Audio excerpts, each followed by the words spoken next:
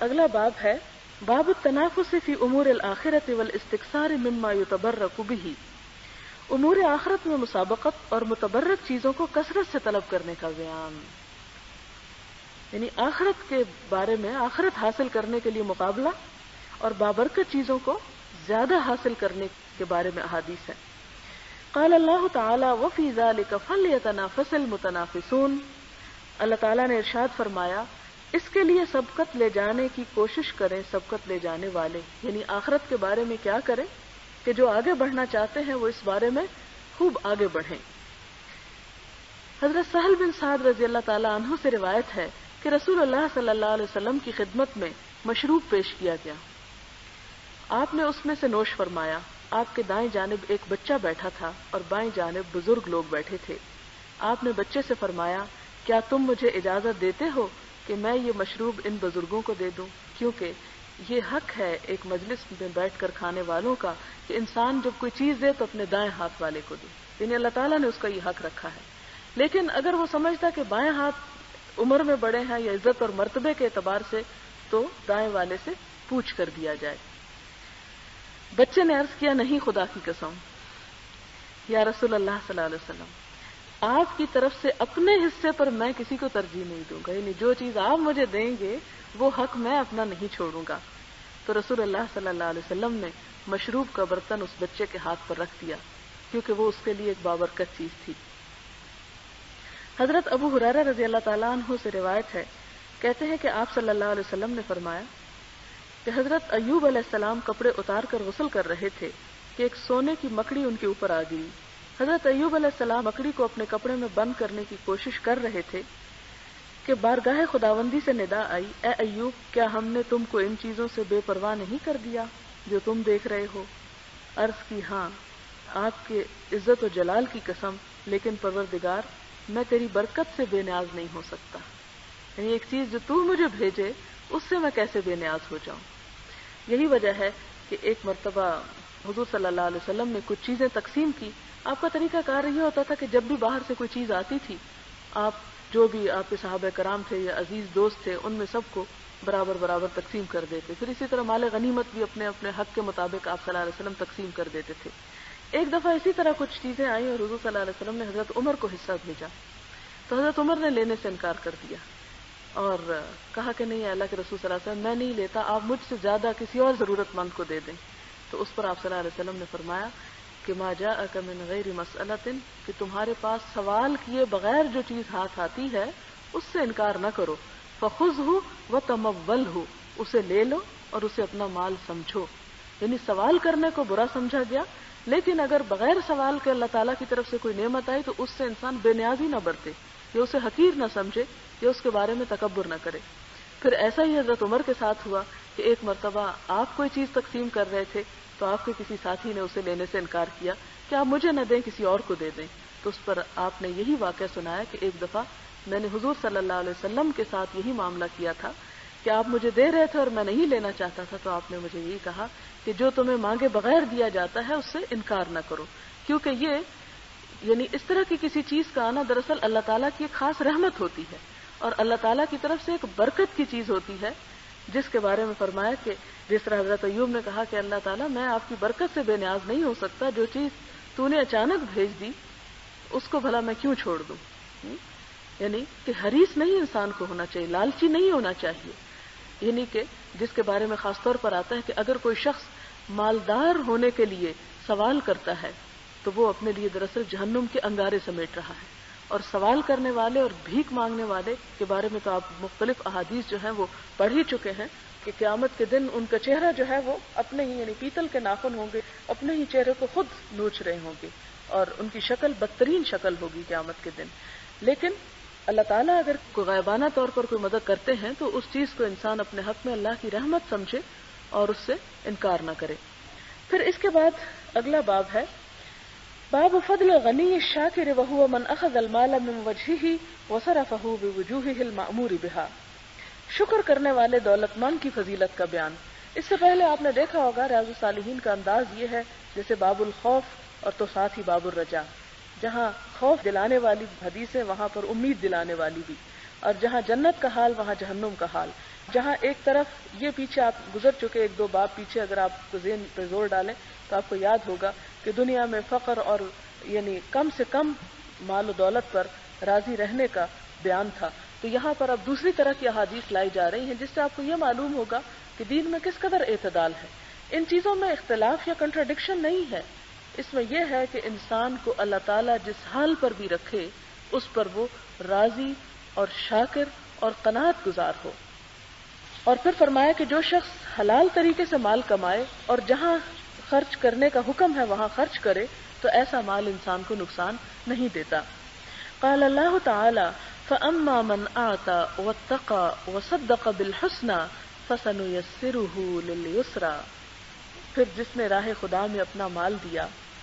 اس سے ڈرتا رہا اور جس نے اچھی بات کی تصدیق کی تو ہم آسان کر دیں گے اس کے لیے آسان راستہ، یعنی ہم اس کے لیے آسان راستہ آسان کر دیں گے، اسے ہم آسان راستے کی سہولت دیں گے، اس کے لیے نیکی کرنا ہم اور بھی آسان کر دیں گے. وقال تعالی وَسَيُجَنَّبُهَا الْأَتْقَى الَّذِي يُؤْتِي مَالَهُ يَتَزَكَّى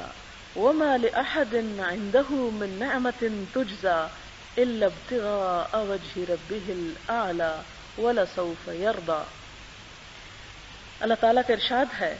اور دور رکھا جائے گا اس سے وہ نہایت پرہیزگار جو دیتا ہے اپنا مال اپنے دل کو پاک کرنے کے لیے، اور اس پر کسی کا کوئی احسان نہیں جس کا بدلہ اسے دینا ہو، بجز اس کے کہ وہ اپنے برتر پروردگار کی خوشنودی کا طلبگار ہے اور وہ ضرور اس سے خوش ہوگا. یعنی اللہ تعالیٰ اس بندے سے راضی ہوں گے یا وہ بندہ قیامت کے دن اللہ تعالیٰ کی طرف سے ملنے والے انعام پر راضی اور خوش ہو جائے گا. اسی طرح ایک اور آیت ہے، ان تبدوا الصدقات فنعما هي وان تخفوها وتؤتوها الفقراء فهو خير لكم ويكفر عنكم من سيئاتكم والله بما تعملون خبير. اگر ظاہر کرو خیرات تو بہت اچھی بات ہے، یعنی دکھا کے بھی دے سکتے ہو اگر دل کے اندر ریاکاری کا نہیں ہے جذبہ، اور اگر پوشیدہ رکھو صدقوں کو اور دو انہیں فقیروں کو تو یہ بہت بہتر ہے تمہارے لیے، اور صدقے کی برکت سے مٹا دے گا تم سے تمہارے بعض گناہ، اور اللہ تعالیٰ جو کچھ تم کر رہے ہو خبر رکھنے والا ہے. یعنی اس کا مطلب کیا ہے کہ اگر انسان صدقہ خیرات ظاہر کر کے دیتا ہے تو بھی کوئی بات نہیں، یعنی اس میں کوئی گناہ نہیں ہے، لیکن گناہ کس میں ہے اگر انسان اس سے شہرت چاہے یا ریاکاری کا جذبہ دل میں ہو. اور یہ کہ اگر چھپا کے دے اور ضرورت مندوں پہ خرچ کرے تو اس کا بھی بہت ثواب ہے، اللہ تعالیٰ اس کے بدلے انسان کی گناہ خطائیں کوتاہیاں معاف کر دیں گے. اور پھر اگلی آیت ہے لن تنالوا البر حتى تنفقوا مما تحبون وما تنفقوا من شيء فإن الله به عليم. ہرگز نہ پا سکو گے تم نیکی کو جب تک نہ خرچ کرو اللہ کی راہ میں ان چیزوں کو جن سے تم محبت رکھتے ہو، حتى تنفقوا مما تحبون، اور جو کچھ تم خرچ کرتے ہو اللہ تعالیٰ اسے یقیناً جانتا ہے. اس بارے میں بہت سی آیات ہیں اور چند ایک احادیث اب آپ کے سامنے ہیں. وعن عبد الله بن مسعود رضی اللہ عنہ قال قال رسول اللہ صلی اللہ علیہ وسلم لا حسد الا في اثنتين رجل آتاه الله مالا فسلطه على هلكته في الحق ورجل آتاه الله حكمة فهو يقضي بها ويعلمها متفق علیہ. حضرت عبداللہ بن مسعود سے روایت ہے، فرماتے ہیں کہ حضور صلی اللہ علیہ وسلم نے فرمایا حسد یا رشک جائز نہیں ہے مگر دو خصلتوں پر، ایک وہ شخص جس کو اللہ تعالیٰ نے مال عطا کیا ہو اور مال کو راہ حق میں بے دریغ خرچ کرنے کی صلاحیت بھی دی ہو، اور ایک وہ آدمی جس کو اللہ تعالیٰ نے حکمت عطا کی ہو یعنی علم، اور وہ اس حکمت کے ذریعے فیصلے کرتا ہو اور لوگوں کو حکمت کی تعلیم دیتا ہو. بخاری اور مسلم. اگلی حدیث ہے حضرت ابن عمر سے روایت ہے، حضور صلی اللہ علیہ وسلم نے فرمایا کہ حسد جائز نہیں مگر دو خصلتوں یعنی دو عادتوں پر، ایک وہ شخص جس کو اللہ تعالیٰ نے قرآن حکیم عطا فرمایا ہو اور اس کے دن رات قرآن کی تعلیمات کے مطابق بسر ہوتے ہوں یعنی عمل بھی کرتا ہو، اور دوسرا وہ شخص جس کو اللہ تعالیٰ نے مال عطا فرمایا ہو اور وہ اپنے مال کو دن رات راہ خدا میں خرچ کرتا رہتا ہو. بخاری اور مسلم. حضرت ابو ہریرہ سے روایت ہے کہ مہاجرین میں سے فقیر لوگ حضور صلی اللہ علیہ وسلم کی خدمت میں حاضر ہوئے اور عرض کیا، دولت مند لوگ تو بلند مراتب اور ابدی نعمتیں لے گئے۔ فرمایا وہ کیسے؟ عرض کیا وہ ہماری طرح نماز پڑھتے ہیں، ہماری طرح روزے رکھتے ہیں، وہ صدقہ کرتے ہیں لیکن ہم صدقہ نہیں کرتے، وہ غلام آزاد کرتے ہیں اور ہم غلام آزاد نہیں کرتے۔ حضور صلی اللہ علیہ وسلم نے فرمایا، کیا میں تم کو ایسی چیز نہ بتاؤں جس کے ذریعے تم ان لوگوں کے ساتھ مل جاؤ جو تم سے آگے ہیں، اور ان لوگوں پر سبقت لے جاؤ جو تمہارے بعد ہیں، اور کوئی بھی تم سے افضل نہیں ہوگا مگر وہ جو تمہاری طرح یہ عمل کرے۔ صحابہ کرام نے عرض کیا، یا رسول اللہ صلی اللہ علیہ وسلم ضرور فرمائیے۔ آپ نے فرمایا، تم ہر نماز کے بعد 33 مرتبہ سبحان اللہ، الحمدللہ اور اللہ اکبر پڑھا کرو۔ فقیر مہاجرین دوبارہ حضور صلی اللہ علیہ وسلم کی خدمت میں حاضر ہوئے اور عرض کیا، ہمارے مالدار بھائیوں نے بھی اس عمل کے متعلق سن لیا ہے جو ہم کرتے ہیں، اور اب وہ بھی یہ عمل کرنا شروع ہو گئے ہیں۔ تو حضور صلی اللہ علیہ وسلم نے فرمایا، یہ اللہ تعالیٰ کا فضل ہے، جسے چاہتا ہے دیتا ہے۔ باب ذکر الموت وقصر العمل، موت کی یاد اور آرزوئیں کم کرنے کا بیان۔ قال اللہ تعالی، کل نفس ذائقۃ الموت وانما توفون اجورکم یوم القیامۃ فمن زحزح عن النار وادخل الجنۃ فقد فاز وما الحیاۃ الدنیا الا متاع الغرور۔ اللہ تعالیٰ نے ارشاد فرمایا، ہر نفس چکھنے والا ہے موت کو، اور پوری مل کر رہے گی تمہیں تمہاری مزدوری قیامت کے دن، پس جو شخص بچا لیا گیا آتش دوزخ سے اور داخل کیا گیا جنت میں تو وہ کامیاب ہو گیا، اور نہیں یہ دنیا کی زندگی کا ساز و سامان مگر دھوکے میں ڈالنے والا۔ اور اللہ تعالیٰ کا ارشاد ہے، وَمَا تَدْرِي نَفْسٌ مَاذَا تَكْسِبُ غَدًا وَمَا تَدْرِي نَفْسٌ بِأَيِّ أَرْضٍ تَمُوتُ۔ کوئی شخص یہ نہیں جانتا کہ کل وہ کیا کمائی کرے گا، کل کیا کام کرے گا، اور کوئی نہیں جانتا کہ کس زمین پہ جا مرے گا۔ وقال تعالی، فَإِذَا جَاءَ أَجَلُهُمْ لَا يَسْتَأْخِرُونَ سَاعَةً وَلَا يَسْتَقْدِمُونَ، کہ پس جب آ جاتی ہے ان کی مقررہ میعاد یعنی موت کا وقت، تو نہ وہ ایک لمحہ پیچھے ہو سکتے ہیں اور نہ ہی وہ آگے ہو سکتے ہیں۔ یعنی موت کا وقت مقرر ہے، اور جب وہ وقت آ جائے تو پھر انسان بھاگ نہیں سکتا۔ پھر فرمایا، یا ایھا الذین آمنوا لا تلہکم اموالکم ولا اولادکم عن ذکر اللہ ومن یفعل ذلک فاولئک هم الخاسرون وانفقوا مما رزقناکم من قبل ان یأتی احدکم الموت فیقول رب لولا اخرتنی الى اجل قریب فاصدق واکن من الصالحین ولن یؤخر اللہ نفسا اذا جاء اجلها واللہ خبیر بما تعملون۔ اور اللہ تعالیٰ نے ارشاد فرمایا، اے ایمان والو، تمہیں غافل نہ کرے تمہارے مال اور نہ تمہاری اولاد اللہ کے ذکر سے، اور جنہوں نے ایسا کیا تو وہی لوگ گھاٹے میں ہوں گے، اور خرچ کر لو اس رزق سے جو ہم نے تم کو دیا ہے، اس سے پہلے کہ آ جائے تم میں سے کسی کے پاس موت، تو اس وقت وہ یہ کہنے لگے کہ اے میرے رب، تو نے مجھے تھوڑی دیر کے لیے اور مہلت کیوں نہ دی تاکہ میں صدقہ و خیرات کر لیتا اور نیکوں میں شامل ہو جاتا۔ اور اللہ تعالیٰ مہلت نہیں دیا کرتا کسی شخص کو جب اس کی موت کا وقت آ جائے، اور اللہ تعالیٰ خوب جانتا ہے جو تم کیا کرتے ہو۔ اور اسی طرح ایک اور آیت ہے، حتی اذا جاء احدهم الموت قال رب ارجعون لعلی اعمل صالحا فیما ترکت کلا انها کلمة هو قائلها ومن ورائهم برزخ الى يوم يبعثون فاذا نفخ في الصور فلا انصاب بينهم يومئذ ولا يتساءلون فمن ثقلت موازينه فاولئك هم المفلحون ومن خفت موازينه فاولئك الذين خسروا انفسهم في جهنم خالدون تلفح وجوههم النار وهم فيها كالحون ألم تكن آياتي تتلى عليكم فكنتم بها تكذبون۔ اللہ تعالیٰ نے ارشاد فرمایا، یہاں تک کہ ان میں سے کسی کی موت کا جب وقت آ جائے گا تو کہنے لگے گا، اے میرے رب مجھے واپس بھیج دے، یعنی میں مرنا نہیں چاہتا، شاید کہ میں وہ کام کروں جو میں نے چھوڑے رکھے۔ اسے کہا جائے گا، ہرگز نہیں، ایسا نہیں ہو سکتا، بے شک یہ تو ایک بات ہے جو کہنے والا کہہ رہا ہے، اور ان کے پیچھے برزخ ہے اس دن تک جب وہ اٹھائے جائیں گے۔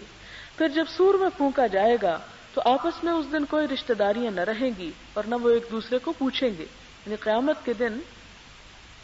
کوئی بھی کسی سے کچھ نہ پوچھے گا، نہ پوچھ سکے گا، اور نہ ہی کوئی کسی کی مدد کر سکے گا. تو جس کے نامہ اعمال بھاری ہو گئے یہی لوگ فلاح پانے والے ہیں، اور جس کے نامہ اعمال ہلکے ہو گئے تو یہی وہ لوگ ہیں جنہوں نے اپنے آپ کو خسارے میں ڈالا. جہنم میں وہ ہمیشہ رہنے والے ہیں، آگ ان کے چہروں کو چاٹ ڈالے گی اور اس میں وہ بد شکل ہو کے رہ جائیں گے.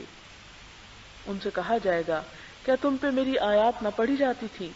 اور پھر تم ان کو جھٹلاتے تھے.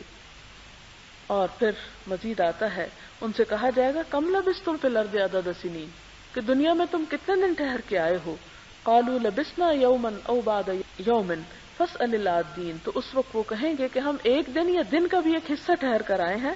آپ گننے والوں سے پوچھ لیجئے. اس وقت اللہ تعالیٰ فرمائیں گے ان لبثتم الا قلیلا، ہاں واقعی تم بہت تھوڑے ٹھہر کے آئے. لو انکم کنتم تعلمون، کاش کہ تم پہلے جانتے ہوتے. پھر ایک اور جگہ پر فرمایا افحسبتم انما خلقناکم عبثا، کیا تم نے سمجھ رکھا تھا کہ ہم نے تمہیں یوں ہی بیکار پیدا کر دیا، عبث پیدا کر دیا تھا. وانکم الینا لا ترجعون، اور یہ کہ تمہیں ہماری طرف لوٹایا نہ جائے گا. اور اللہ تعالیٰ نے فرمایا الم یأن للذین آمنوا ان تخشع قلوبهم لذکر اللہ وما نزل من الحق ولا يكونوا كالذین اوتوا الكتاب من قبل فطال عليهم الامد فقست قلوبهم وكثير منهم فاسقون. کیا ابھی وہ وقت نہیں آیا اہل ایمان کے لیے کہ جھک جائیں ان کے دل یاد الہی کے لیے اور اس سچے کلام کے لیے جو اترا ہے. یعنی ابھی وہ وقت نہیں آیا، اور نہ بن جائیں ان لوگوں کی طرح جنہیں کتاب دی گئی اس سے پہلے، بس لمبی مدت گزر گئی ان پر تو سخت ہو گئے ان کے دل، اور ایک کثیر تعداد ان میں سے نافرمان بن گئی. یعنی لمبے عرصے تک جب دنیا میں کوئی تکلیف نہ آئی، کوئی آزمائش نہ گزری، تو وہ خدا سے غافل ہوتے چلے گئے. اس سلسلے کی پہلی حدیث حضرت ابن عمر سے، کہتے ہیں کہ حضور صلی اللہ علیہ وسلم نے میرے کندھوں کو پکڑا اور فرمایا دنیا میں اس طرح رہو گویا تم پردیسی یا مسافر ہو. اور حضرت ابن عمر فرمایا کرتے تھے جب شام ہو تو صبح کا انتظار نہ کیا کرو، اور جب صبح ہو تو شام کا انتظار نہ کیا کرو. صحت کی حالت میں مرض کے لیے کچھ حاصل کر لو، اور زندگی میں موت کے لیے کچھ سامان جمع کر لو. حضرت ابن عمر سے روایت ہے، کہتے ہیں کہ حضور صلی اللہ علیہ وسلم نے فرمایا ایک مسلمان شخص کے لائق نہیں کہ اس کے پاس کوئی چیز ہو جس کے متعلق وہ وصیت کرنا چاہتا ہو اور اس پر 2 راتیں گزر جائیں، مگر یہ کہ اس کی وصیت اس کے پاس لکھی ہوئی موجود ہو. یعنی جو کچھ کرنا ہے وہ تیار رہے اس کے لیے. اور مسلم کی ایک روایت میں یہ الفاظ ہیں اس پر 3 راتیں گزر جائیں. حضرت ابن عمر سے روایت ہے کہ جب سے میں نے رسول اللہ صلی اللہ علیہ وسلم سے یہ فرمان سنا تو مجھ پر ایک رات بھی ایسی نہیں گزری جبکہ میرے پاس وصیت موجود نہ ہو. یعنی جو کچھ میں نے مرنے کے بعد چاہتا ہوں کیا جائے وہ میں نے اب سے لکھ کے رکھ لیا، یعنی میں پوری طرح تیار ہوں جانے کے لیے. حضرت انس سے روایت ہے، فرماتے کہ رسول اللہ صلی اللہ علیہ وسلم نے چند لکیریں کھینچی، یعنی لائنز لگائیں، اور فرمایا کہ یہ انسان ہے اور یہ اس کی موت. انسان اس طرح زندگی گزار رہا ہوتا ہے کہ قریب ترین لکیر یعنی موت آ جاتی. یعنی اس طرح آڑی لکیریں کھینچی اور فرمایا کہ یہ انسان کی زندگی ہے، ایک ایک لکیر کو کراس کرتے جا رہا ہے حتیٰ کہ آخری بچے گی اور اس کو بھی وہ کراس کر کے اگلی دنیا میں قدم رکھ دے گا. اور پھر یہ کہ ایک کے بعد ایک سٹیپ اٹھاتا چلا جا رہا ہے. ابن مسعود سے روایت ہے کہ حضور صلی اللہ علیہ وسلم نے ایک مربع خط کھینچا، یعنی اسکوائر، جو اس سے باہر نکل رہا تھا، اور درمیان والے خط کے ساتھ اس سمت میں جو وسط میں تھی چھوٹے چھوٹے خط کھینچے اور فرمایا یہ انسان ہے اور یہ اس کی موت جو اس کو گھیرے ہوئے ہے، یا فرمایا اس نے اسے گھیر رکھا ہے، اور یہ جو لکیر بالکل نکل رہی ہے یہ اس کی آرزویں ہیں، اور یہ چھوٹے چھوٹے خطوط حادثات ہیں. اگر وہ ایک حادثے سے بچ نکلتا ہے تو دوسرا حادثہ اس کو دبوچ لیتا ہے، اور اگر اس سے بچ نکلتا ہے تو ایک اور اس کو پکڑ لیتا ہے، اور اس کی شکل یہ ہے. یعنی حضور صلی اللہ علیہ وسلم نے خاکہ بنا کر لکیریں کھینچ کر اس مسئلے کو سمجھانے کی کوشش کی. اس سے یہ پتہ چلتا ہے کہ آپ صلی اللہ علیہ وسلم بہترین استاد تھے،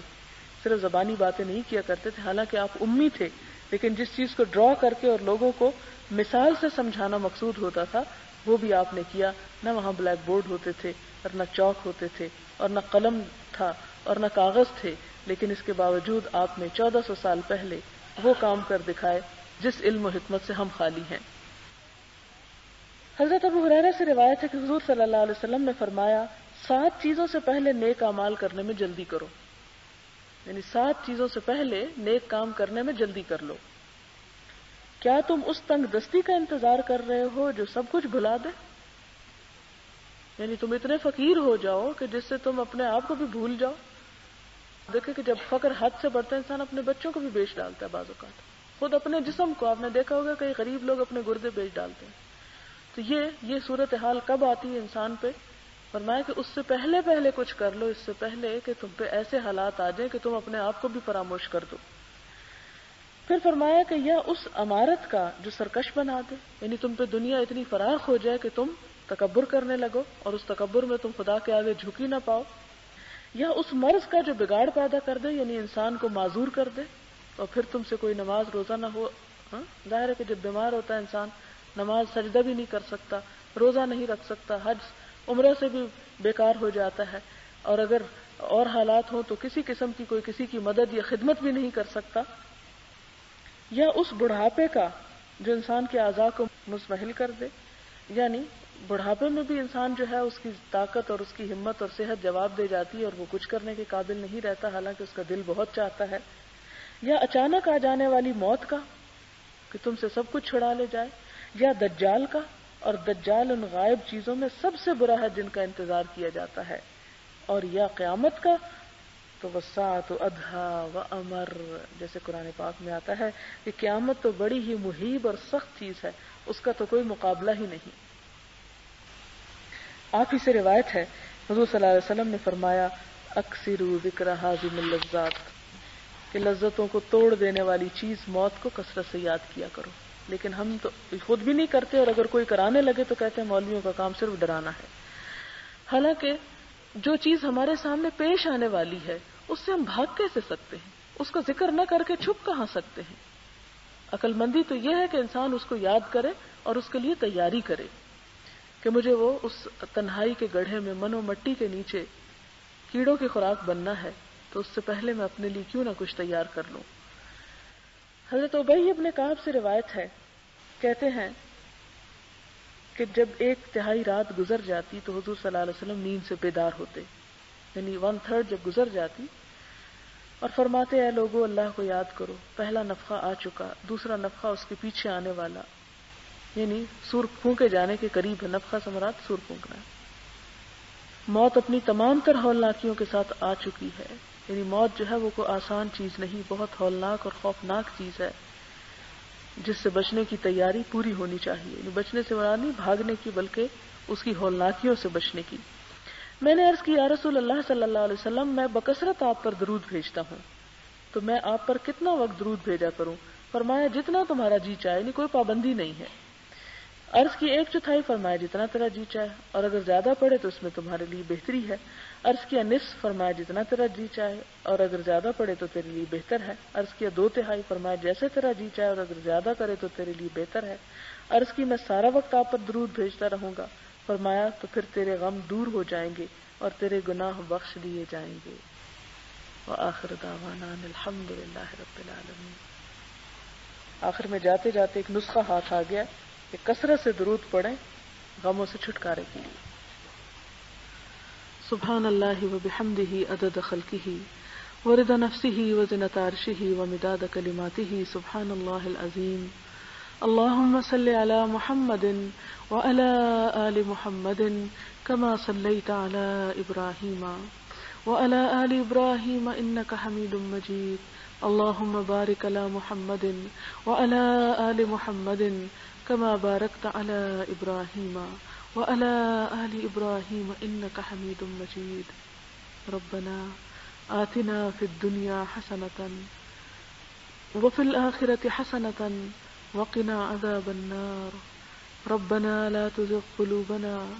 بعد إذ هديتنا وهب لنا من لدنك رحمة إنك أنت الوهاب۔ يا حي يا قيوم برحمتك نستغيث، اللهم انفعنا بما علمتنا وعلمنا ما ينفعنا وزدنا علما لا إله إلا الله وأنت الحليم الكريم سبحان الله رب العرش العظيم والحمد لله رب العالمين رب نسألك موجبات رحمتك وعزائم مغفرتك والغنيمة من كل بر والسلامة من كل اسم لا تدع لنا ذنبا إلا غفرته ولا هما إلا فرجته ولا حاجة هي لك رضا إلا قضيتها يا أرحم الراحمين إلهي آمين ربنا تقبل منا إنك أنت السميع العليم وتب علينا إنك أنت التواب الرحيم وصلى الله تعالى على خير خلقه محمد وعلى آله وأصحابه وأهل بيته أجمعين برحمتك يا أرحم الراحمين إلهي آمين.